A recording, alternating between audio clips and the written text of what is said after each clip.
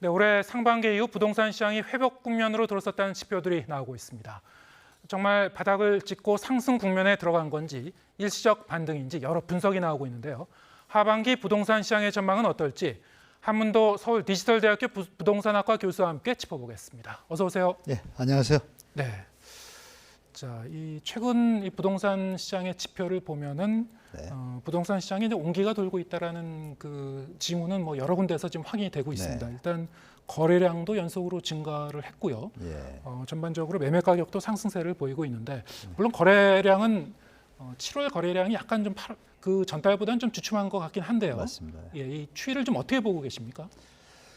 지금 말씀하신 대로 우리 7월 달까지 그 어떤 심리나 또 정부의 대책의 어떤 긍정적인 효과들이 시장에 녹아났습니다. 녹아나서 실제로 서울에서 많이 하락했던 송파나 강동 지역들은 거의 한 30에서 35%까지 하락했다가 지금 거의 85, 90%까지 회복을 했습니다. 많이 회복을 했죠.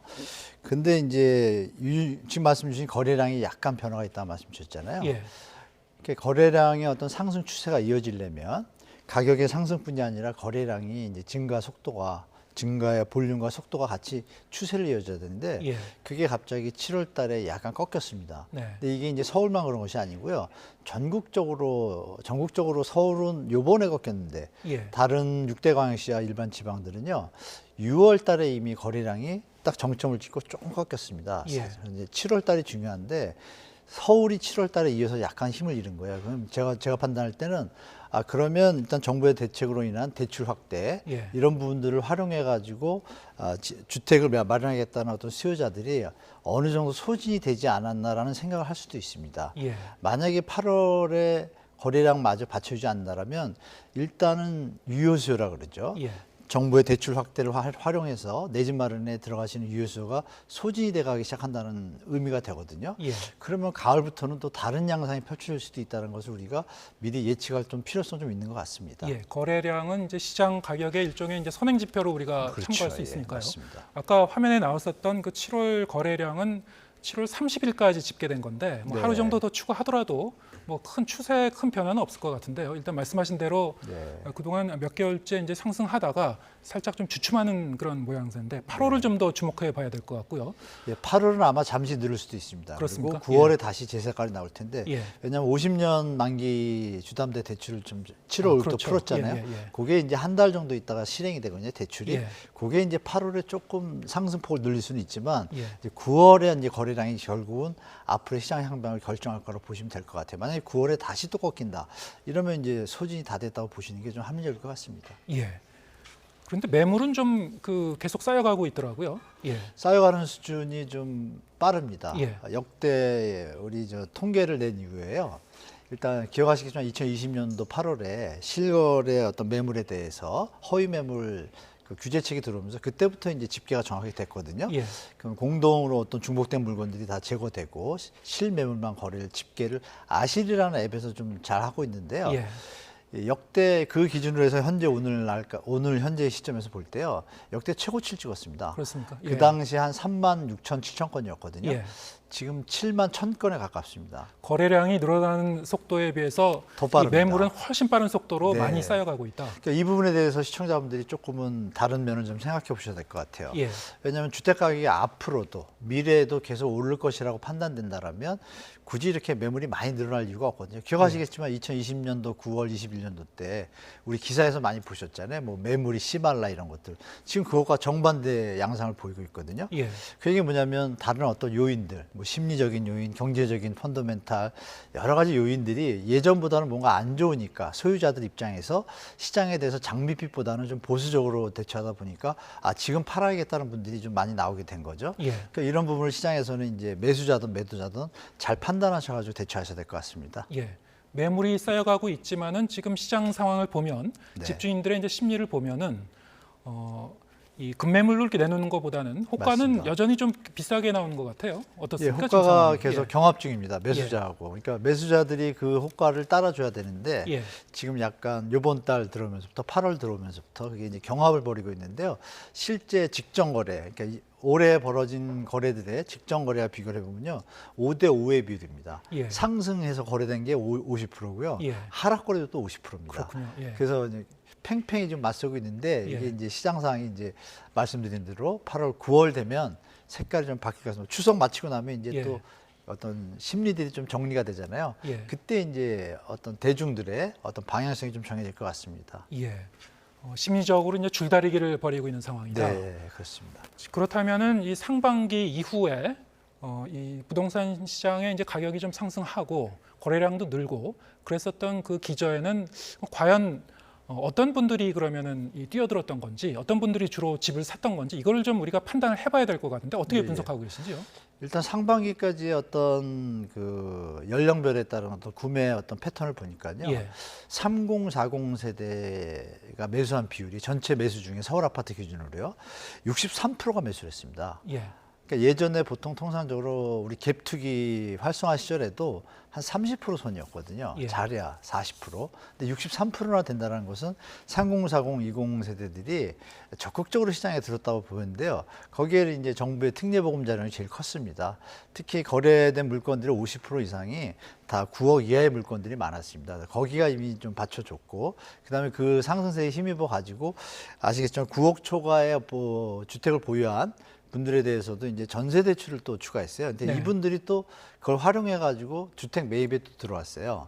그리고 또 아시겠지만 지방에서 지방 소멸 기사가 좀 있었잖아요. 이런 부분들 때문에 지방 자산가들이 서울의 어떤 주택 가격이 하락한 강남 4구 일대에 대해서 이번에 입성해야겠다는 수요가 좀 이번에 붙었습니다. 예. 그럼에도 불구하고 전체 거래는 아까 말씀 올린 대로 예년에 비하면 좀 적고 추세가 지금 약간 정체되고 있다. 그러니까 이런 부분들을 종합해 보시면은 시장이 계속 상상이 힘들고 지금 20, 30, 40이 어느 정도 소진이 되고 나면 50, 60, 70은 경험이 있기 때문에 더 쉽게 공격적으로 못 하거든요. 예. 그럼 20, 30, 40들이 정체된 모습을 보게 되면 약간 주춤한다 그러면 시장성이 이제 정해지는 거죠, 방향성이. 예. 그러니까 이 부분에서 이제 또 하나 좀 여담으로 드릴 말씀이, 요즘 주위에 지금 20, 30, 40 세대들이 이런 얘기를 서로 나눈답니다. 내가 어딜 투자를 했는데 5천만 원 투자했는데 1억이 오르면 200% 수익률이다. 네. 미분양 아파트 사라. 뭐 이런 권유들을 한답니다. 요즘 들어와서. 예. 그러면서 저한테 상담이 들어오는데 제가 심도 있게 고려하셔라라고 이제 하는데, 그 패턴이 지금 우리 영끌 때 패턴이 약간 다시 살아난 거예요. 예. 살아났는데 그때는 아시겠지만 유튜브가 발전을 안 했잖아요. 네. 그러니까 판단할 수 있는 어떤 소스가 주로 이제 언론이었는데, 지금 유튜브들이 팩트를 전달을 많이 하다 보니까 좀 중화되는 효과가 있는 것 같습니다. 예. 그래서 예전처럼 지금 상황이면 사실 이 대출 확대와 젊은이들의 어떤 이 부동산을 투자 매개체로 생각하는 심리들이 작용한다라면 사실 거래량이 많이 올라왔어야 되는데 제가 봐도 좀 약하거든요. 그런 면을 봤을 때는 이제 시장이 좀 합리적으로 좀 판단하고 보수적으로 판단하는 사람들이 많아졌다, 이렇게 보기 때문에 예전처럼 폭등장 이런 거는 좀 기대하기 좀 힘들 것 같고, 20, 30, 40 세대들의 여력이 소진이 마무리되면 그 다음에 좀 힘이 좀 시장이 약해질 거라고 좀 예측하고 있습니다. 예, 그렇군요. 네. 아무튼 그 최근까지 회복 국면을 끌었던 그 매수자들은 주로 실수요자라고 그럼 보면 되는 건가요? 네, 실수요자가 제가 대충 체크를 해보니까요, 예. 70% 이상이 실수요자고요. 예. 20, 30% 분들이 이제 약간 투자 수요 예. 좀 이렇게 돼 있더라고요. 네. 시장이 가격이 상승하려면 이른바 이제 가수요가 많이 들어와야 되지 않습니까? 가수요가 원래 리딩을 하고 예. 그다음에 실수요가 따라 붙어줘야 되는데 예. 지금 이번 상반기 시장은 좀 반대입니다. 예. 실수요가 일단 대출 확대로 인해서 실수요가 들어오고 예. 가수요가 그걸 보고 따라붙은 형태거든요. 네. 그러니까 이게 추세의 어떤 패턴도 예전과 좀 다르고, 그러다 보니까 거래량도 예전과 좀 다르거든요. 거래량이 쭉 늘질 못해요. 예. 그러니까 이런 부분에서 매물은 많은데 거래량이 받쳐주지 않는다는 것은 시장이 약간 공백 상태거든요. 경합 상태. 예. 그러니까 이 부분이 어떻게 진행될지를 가을이 이제 분수령 같습니다. 예. 그래서 서울 같은 경우에는 이제 가을 이후에 좀 입주 물량이 좀 많아요. 그러니까 이런 부분도 좀 고려하셔가지고 시장에 대비하시는 게 좋을 예. 것 같습니다. 말씀하신 대로 지금이 굉장히 좀 미묘한 시점이고 맞습니다. 어떻게 보면 갈림길에 섰다고 할 수도 있는데 네. 시장을 좀 신중하게 봐야 된다. 그런 의견을 아까 잠깐 말씀해 주셨습니다만 부동산 전문가들 사이에도 지금 의견이 좀 엇갈린 부분이 있는 걸로 알고 네. 있습니다. 최근 들어서 작년에 이 부동산 가격이 많이 하락한 이후에 다시 반등을 했는데 그 반등폭이 생각보다 좀 많이 컸거든요. 자, 그렇죠. 이걸 보고 우리가 어떻게 판단할 것인가? 일시적 반등이다, 기계적 반등이다 이렇게 과연 볼 수 있을 것인가? 그렇게 보기에는 너무 상승폭이 큰 거 아닌가? 이미 바닥을 다진 거 아닌가? 이런 의견들도 있는 것 같습니다. 여기 대해서는 어떻게 보시는지요? 바닥을 다지기 위해서는 이제 거래량이 제일 중요합니다. 예. 바닥을 다지고서 일정 기간이 지나면 다시 거래량이 확산되는 경향이 있거든요. 근데 지금은 약간 그 초입이래요. 초입이라고 보기 때문에 제가 볼 때는 다시 한번 재조정될 가능성이 높다고 봅니다. 그 이유는 뭐냐면 일단 대출 확대가 일어난 것을 떠나가지고 기본 수요자 입장에서 부담 능력이 더 좋아질 때 더 집을 사겠죠. 그러면 최근에 발표된 통계청 자료를 보시면 가처분 소득도 0.8% 감소했지만 실질 소득은 마이너스 3.9%입니다. 예. 주택 가격이 상반기에 작년에 하반기에 하락했을 때는 주택 구입 부담 지수라고 있지 않습니까? 네. 그 부담률이 조금 낮아졌는데 다시 이게 좀 서울 아파트 기준으로 하면 거의 200 수준에 올라갔어요. 예. 이 얘기는 소득의 45% 이상을 갖다가 50% 이상을 소득 원리금, 대출 원리금 상한에 투입이 된다는 얘기니까 거기에 해당되는 유효수가 작습니다. 제한적이에요. 그러니까 제가 볼 때는 이 부분에 대해서 데드캣 바운스라는 개념은 이거죠. 예. 올라갔는데 뭐 주식에서 쓰는 말이지만 부동산 시장이 2009년에도 똑같은 현상을 빚었습니다. 2009년도에 1월 2 대책이 나왔는데요. 지금 13 대책하고 거의 유사합니다. 쭉 올라가서 그때도 한 90% 회복했습니다. 회복했다가 한 9개월에서 10개월 정도 유지가 됩니다. 그게 유지가 네. 되다가 그 다음에 좀 힘을 잃었습니다. 그게 이제 4, 5년 박근혜 정부 때 15년도에 활성화되기 전까지 좀 횡보를 했거든요. 그래서 그런 장세가 일어날 가능성이 저는 있다고 보이는 것이 여러 가지 부분에 유사한 부분이 많습니다. 한 95% 정도가 정책적인 부분, 대출 확대 부분, 또 수요 패턴을 봤을 때 수요 패턴도 그때보다 약해요. 예. 그런 거를 봤을 때는 이게 힘이 좀 약하다, 펀더멘탈이. 결정적으로 경제적인 어떤 환경도 좋지 않습니다, 지금 현재. 왜냐하면 저성장에다가 여러 가지 안 좋은 신호들이 많잖아요. 그때에 비하면 지금 제가 볼 때 악재가 더 많다고 보여지니까 예. 이거는 추세적 상승을 하기에는 좀 힘이 좀 약하다. 예. 그러니까 정부에서 연착륙을 위해서 정책을 던졌지만 그 연착륙의 힘이 하향 조정을 일단은 숨을 골라지 않았습니까? 골랐기 때문에 제가 볼 때는 이제 중차적으로 균형점을 찾아가려면은 당연히 더 올라간다고 생각하기에는 좀 버겁거든요. 예. 그러면 조금씩 하향 안정화될 가능성이 높다고 보는 게 저의 이제 생각이고 또 모든 데이터들도 그쪽을 좀 가리키고 있다라고 좀 보고 있습니다. 그런데 심리적 지표를 보면요. 네네. 주택가격 전망 지수라든가 이런 걸 보면은 계속 연속으로 상승하고 올랐습니다. 있거든요. 예. 이거 어떻게 봐야 됩니까? 주택가격 전망 지수는 사실 좀 우리 시청자분들이나 일반 그 소비자들한테 네. 혼동을 주는 지수입니다. 왜냐하면 예. 제가 이렇게 말씀드리겠지만 2021년도 그 12, 16 그저 대책 던질 때 2019년도 그때 그 전망 지수가 85였습니다. 85인데 2020년도에 폭등했잖아요. 네. 그리고 2022년도 5월에 전망 지수가 117입니다. 예. 근데 폭락했잖아요. 이 전망 지수가요. 6개월 뒤에 주택 가격이 어떻게 될까를 물어보는 것인데 예. 그 답변의 성격이 어떻게 빚어지냐면 현재 시점에서 보고 있는 현상들을 보고 답변을 하시는 거예요. 그러니까 예. 지금 올라가고 있잖아요. 예. 그러니까 좋게 말씀하시는 거예요. 지금 화면에는 안 나오고 있습니다만 네네네. 방금 말씀하신 내용이 네. 어, 지금 107인데 예. 지금 시장이 상승세를 보인다는 거 하니까 그러면 과거에 이 심리 네. 지표가 일정 기간 쭉쭉 올라가는 듯 보이다가 일순간 꺾이면서 폭락하기도 했다. 가격은. 그러니까 이게 시차의 문제인데요. 지금 막 올라가니까 다들 내려갈 거라고 생각 안 하지 않습니까? 그러니까 이렇게 답을 해요. 예. 그게 이제 2022년 5월 얘기입니다. 그때 117이었어요, 수치가. 예. 근데 5월 이후에 어떻게 됐어요? 많이 내려왔잖아요. 예. 역으로 또 2019년도에는 1월 달에는요. 예. 85까지 내려왔어요, 심리지수가. 그럼 올라가면 안 되잖아요. 네. 20년도에 쭉 올랐습니다. 그게 뭐냐면 후행성이다 이거죠. 예. 전망지수 자체가 그렇군요. 현재에서 6개월 뒤에 주택 가격이 어떻게 될 것인가를 묻는 거예요. 예. 그러다 보니까 현재 상황에서 미래를 예측하니까 예. 현재 시점에서 시장이 좋으면 좋게 보고 나쁘면 나쁘게 보는 거예요. 그러니까 예. 이게 좀 약간의 좀 오판을 할 수 있는 어떤 지수가 됩니다. 그래서 이것이 확실한 지수를 받아들이기에는 제가 볼 때 좀 문제가 조금 있다고 봅니다. 예. 부동산 시장을 가늠하는데 또 중요한 지표가 이제 미분양 그 물량인데요. 네네네. 미분양 물건은 지금 감소하고 있는데 또 반면에 이제 준공 후 이제 미분양 물건들, 예. 이른바 이제 악성 미분양이라고 하는 거는 또 조금씩 증가하고 있다고 하고요. 네, 예. 지금 상황 어떻게 봐야 됩니까? 제가 볼 때는 악성 미분양은 이미 시장에서 외면받았다고 보면 되겠죠. 예. 가격이 높거나 입지가 떨어지거나. 그런데 이제 공급 물량이 계속 입주 물량이 많이 나오고 있잖아요. 기존 예. 주택도 말씀드린 것처럼 매물도 많고. 그러니까 소비자들 입장에서 굳이 악성 미분양을 가서 매입할 이유가 없는 거죠. 예. 그러니까 그 부분들은 계속 증가할 거라고 저는 보고 있고. 그 악성 미분양 그 물량은 뭐 위험 수준은 아닙니까? 네, 충분히 감내할 수준입니다. 예. 뭐 예년에도 호황기에도 악성 미분양은 몇천 채씩 있었습니다. 예. 그래서 크게 걱정할 수준은 아닌 거고요. 다만 이제 신규 분양에 대한 미분양이 늘어나는 것들이 이제 조금 경제나 건설 산업에 부동산에 좀 영향을 미치겠죠. 그래서 서울의 이 청약 시장은 상당히 뜨거운 것 같아요. 당연히 뜨겁습니다. 앞으로도 청약시장은 뜨거울 것 같습니다. 제가 볼 때는 청약시장에 좀 장점이 있거든요. 중도금 대출을 일단 풀어줬고요. 예. 또 분양권 전매자 완화라는 어떤 당변을 정부에서 제공했기 때문에 예. 제가 볼 때는 충분히 실거주뿐이 아니라 투자성까지 고려한 분들이 특히 상호 세대들은 그동안 오르는 것만 봤잖아요. 그러니까 중장기적으로 보면 상향을 하기 때문에 제가 볼 때는 청약시장에 충분히 들어가고 또 이런 개념들이 등장하더라고요.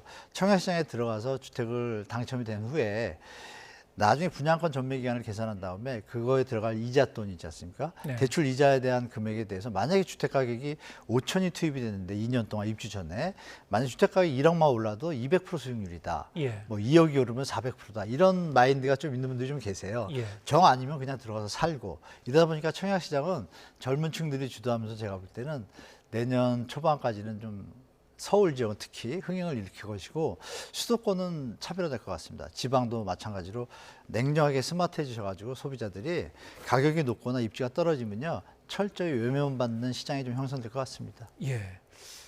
그런데 지금 향후 이 부동산 시장의 변수를 보면 역시 이제 금리를 우리가 예. 말하지 않을 수가 없는데 이창용 한국은행 총재가 얼마 전에 젊은 세대를 향해서 좀 경고성 예. 메시지를 던진 게 있었습니다. 금리가 연 1%에서 2%대로 낮아질 가능성이 그렇게 크지가 않다. 본인이 감당할 수 있는지 고려하면서 부동산 투자를 하라 이런 얘기를 했는데요. 네. 어떻게 지금 전망하고 계신지요? 일단 미국의 파월 장관이 했던 얘기가 시차만 두고 이제 우리 한은 총재께서 하셨잖아요. 예.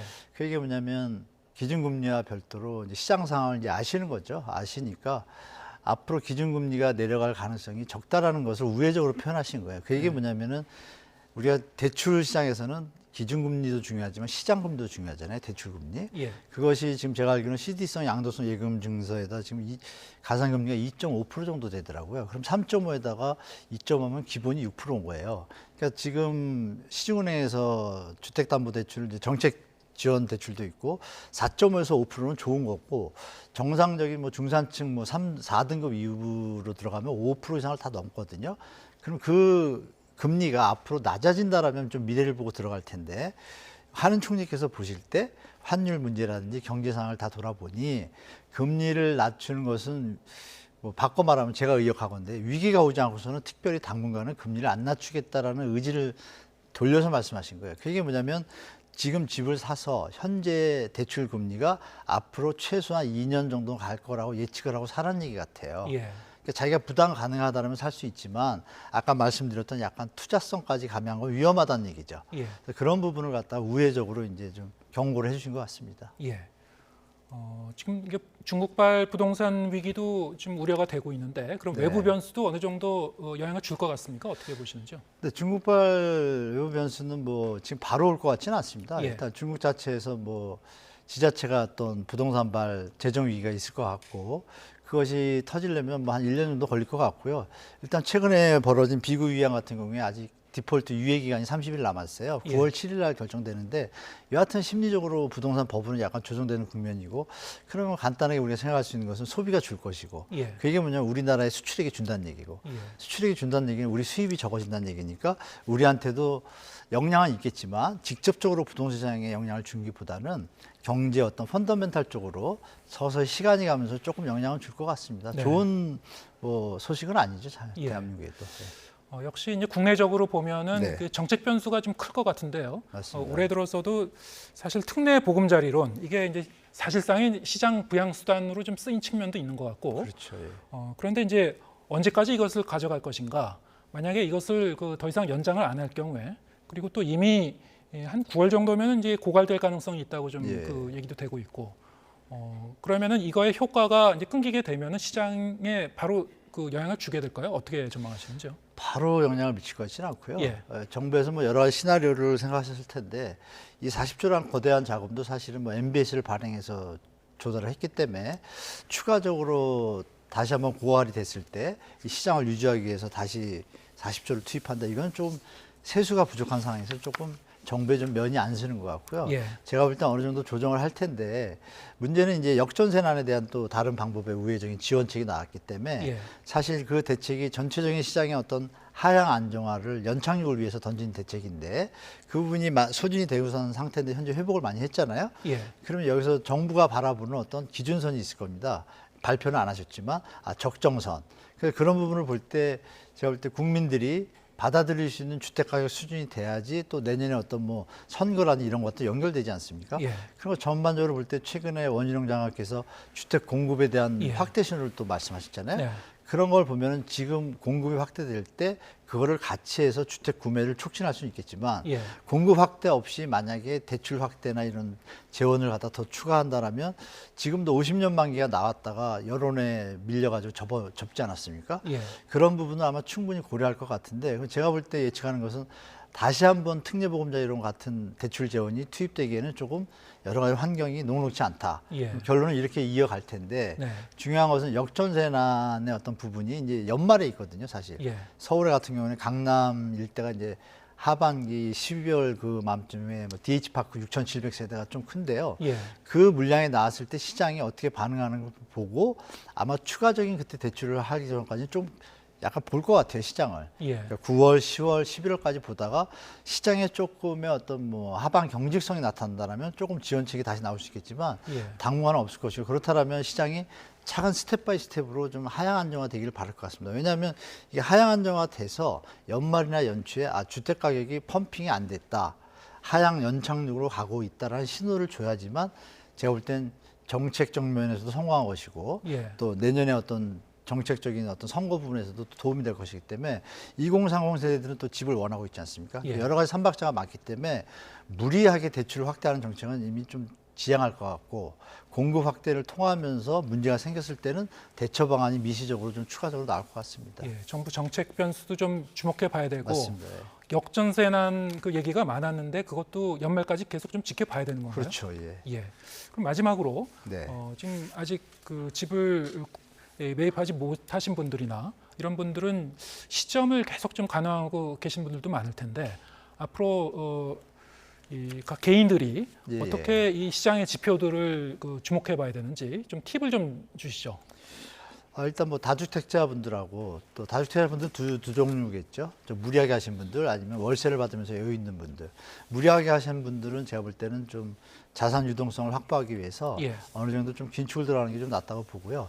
무주택자나 내 집 마련을 위하신 어떤 분들 입장에서는 현재는 좀 무리하게 쫓아갈 시장은 아닌 것 같습니다. 예. 다시 한번 확인할 부분이 있고 여러 가지 리스크들이 아직 다 제거가 안 됐거든요. PF 문제, 적전세 문제, 중국발, 새마을 금고 뭐 여러 가지가 있지 않습니까? 예. 이런 부분들이 정리가 된 뒤에도 들어가도 되는데 다만 너무 기다리기 힘들거나 신혼부부, 특히 급하게 또 아기들 뭐 학교 이런 문제 이런 분들이 매입을 들어가실 때는 소득의 대출 원리금 상환액이 소득의 30% 이내면 그건 아무 때나 들어가셔도 됩니다. 예.